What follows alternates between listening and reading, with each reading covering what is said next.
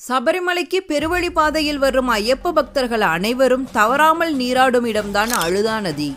அரக்கியான மகிழ்ச்சியோட மணிகண்டன் போரிடுறாரு. போரோட இறுதி கட்டத்துல ஒரு குன்றின் மீது ஏறி நின்றாள் மகிழ்ச்சி. அப்போது ஐயப்பன் எய்த அம்பு மகிழ்ச்சி மீது பட்டதும் தன்னுடைய தவறை உணர்ந்தாள்.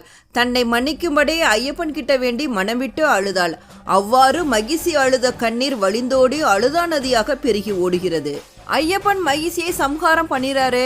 ஆனா அவளுடைய பூத உடல் வளர்ந்துகிட்டே போனனால அவள் மீது கல்லை போட்டு அந்த வளர்ச்சியை தடுத்து நிறுத்தினாரு. இதை நினைவு கூறும் விதமாகத்தான் இன்றும் அழுதா நதியில் மூழ்கி நீராடும் கன்னிசாமிகள் அனைவரும் ஒரு கல்லை எடுத்துட்டு வருவாங்க.